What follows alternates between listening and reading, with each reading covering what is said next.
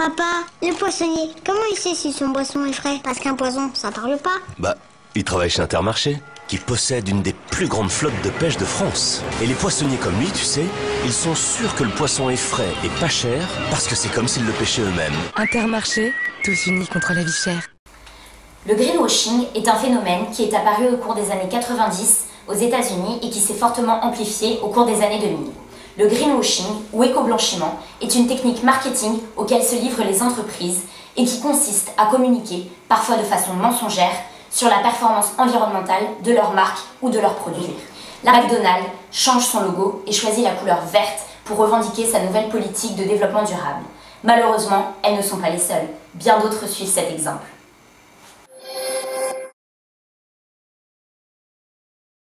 Nous nous rendons à Nice à la rencontre des premiers concernés par la publicité mensongère de la grande distribution, les consommateurs. Nous avons essayé de comprendre leurs habitudes de consommation et l'impact de cette publicité sur leur vie quotidienne.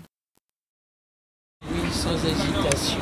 On est sensibilisé par l'environnement, mais pas par les publicités que Leclerc fait. Don't like to see advertising in the TV. Je regarde les publicités, bon d'accord, mais surtout pour un peu distraction. Je pense qu'ils font un effort parce que c'est porteur en ce moment et que c'est ça qui fait vendre. Donc après, s'ils jouent l'honnêteté jusqu'au bout, j'espère. Si des pas mal de reportages en ce moment qu'on peut voir sur internet qui montrent qu'il y en a qui se mettent à faire du bio, mais c'est du bio un peu industriel. Peut-être que je pense juste que c'est un effet de mode et que c'est beaucoup d'argent tout autour de l'environnement. Je suis pas très convaincue. On essaye dans la mesure du possible.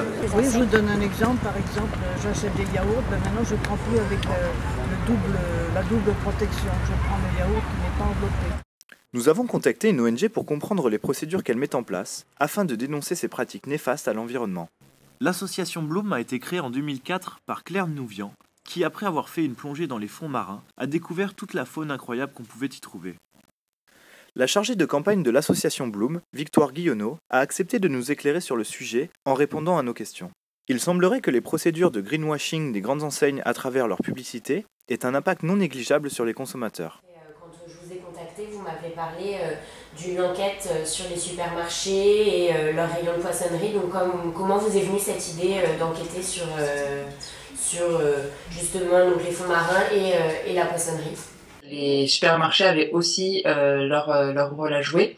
Il faut savoir que plus de 75% du poisson frais en France est consommé dans les supermarchés, donc c'était vraiment une cible importante pour nous. Les supermarchés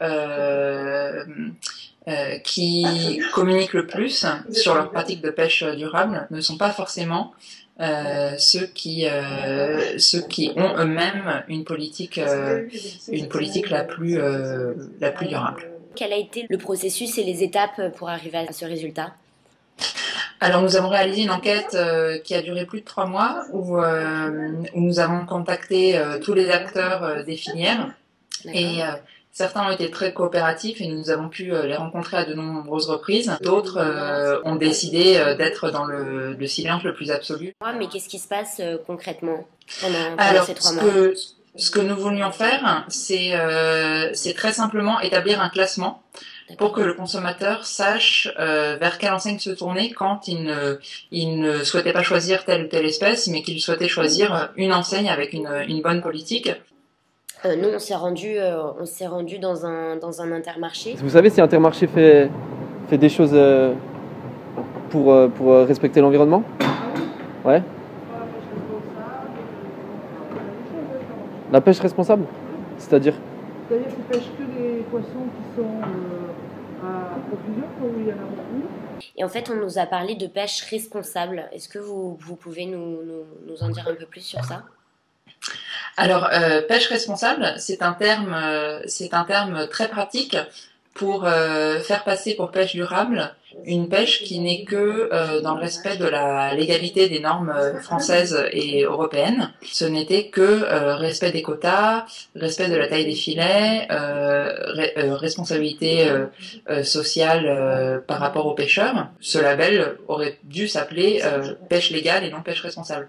Est-ce que vous pensez que ces enquêtes font avancer les choses? Les acteurs qui avaient collaboré ont été motivés pour aller plus en avant, surtout qu'on leur a précisé que nous allons réaliser de nouveau cette étude l'année prochaine. Donc il y a une vraie motivation pour avoir de meilleures pratiques d'ici à l'année prochaine. Ce qu'on essaye de faire passer comme message, c'est que la flotte de chalutiers français peuvent en un jour, donc les 9 chalutiers français peuvent en un jour et demi de pêche ratisser une surface équivalente à la surface de Paris. Donc même si c'est un petit règlement avec très peu de chalutiers concernés, on se retrouve avec des dégâts vraiment considérables. Donc notre but est, au-delà de créer des meilleures conditions de pêche profonde, de vraiment interdire cette technique de pêche qui a été décrite comme la plus destructrice de l'histoire par tous les chercheurs scientifiques qui se sont penchés sur la question. Et pour ce faire, un des moyens, c'est vraiment pour nous d'alerter l'opinion publique. Je vous remercie beaucoup. Parfait, c'est très gentil à vous. Bonne fin de journée. Au revoir. Au greenwashing, l'écologie devient un argument de vente.